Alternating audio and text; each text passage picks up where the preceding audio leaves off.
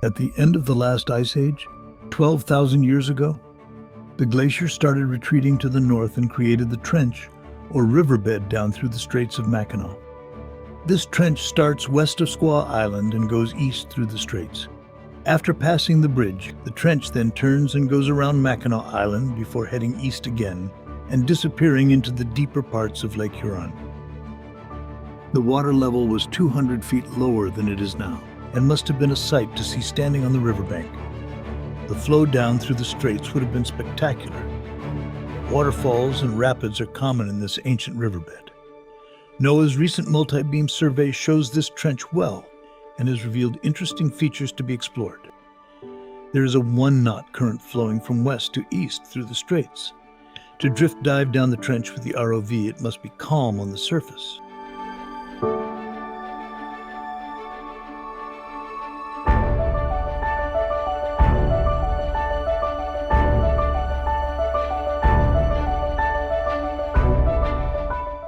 We selected the area close to the shipwreck Eber Ward because it shows unusual circular features in the bottom of the trench, and we want to understand what they are.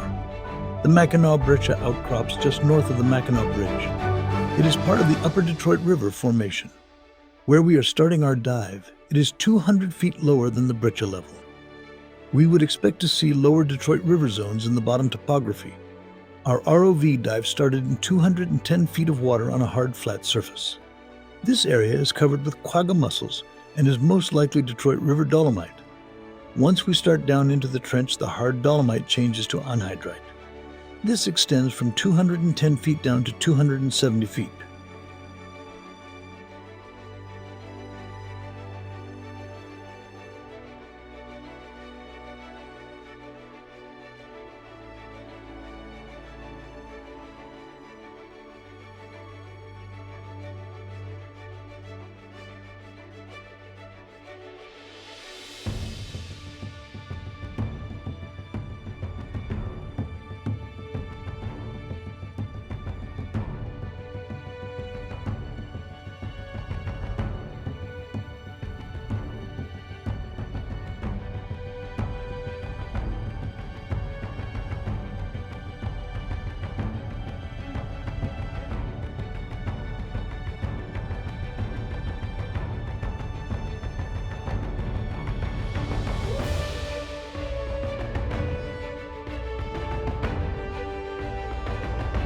The circular features are anhydrite lenses that have yet to be dissolved. When anhydrite is exposed to water, it very slowly absorbs the water and changes into gypsum. The gypsum is incredibly soft and quickly dissolves into the water. As you can see, the quagga mussels do not like anhydrite.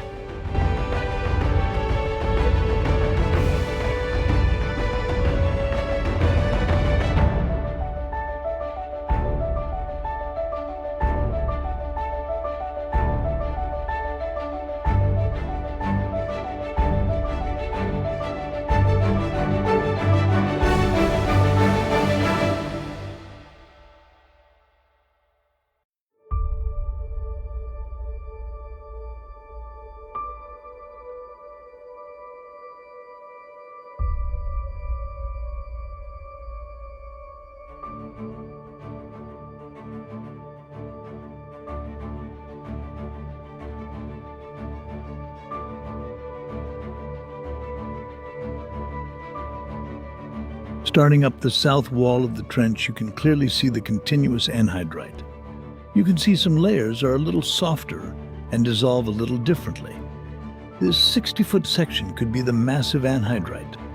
This is part of the lower Detroit River Formation.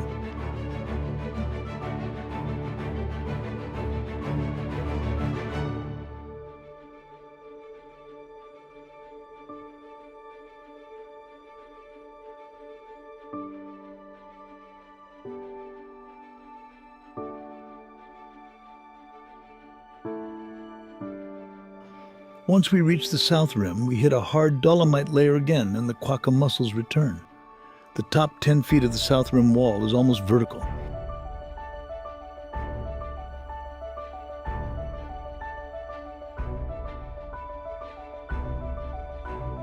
We came upon a cave in this vertical wall. If you look closely at the floor of the cave about halfway back, There is something dark lying on the floor of the cave. It extends wall to wall and goes to the back of the cave.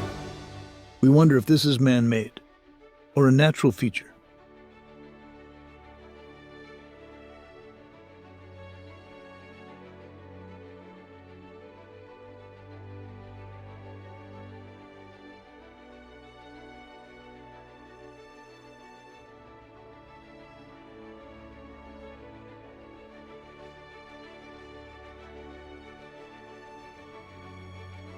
We did see a couple other small indentations. Our next dive along the trench will explore further along this wall, and we will grab a sample to confirm it is anhydrite. We have made several dives to the bottom of the Mackinaw Trench. Each time we find something interesting enough to make us want to explore further.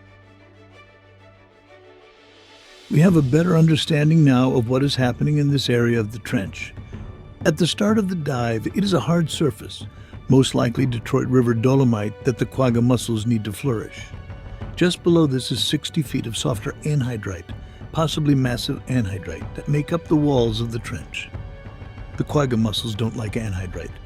The circular features shown on the bottom of the trench are remaining pieces of anhydrite that have yet to dissolve. The ripples shown in the bottom of the trench are very coarse debris that has been pushed into ripples by the current down the trench. There is enough current even today to prevent silt from accumulating in this part of the trench. We find the cave very interesting. It needs to be explored more to determine if it is a natural feature or man-made. Future dives will explore this and other areas of the trench further. Thanks for watching.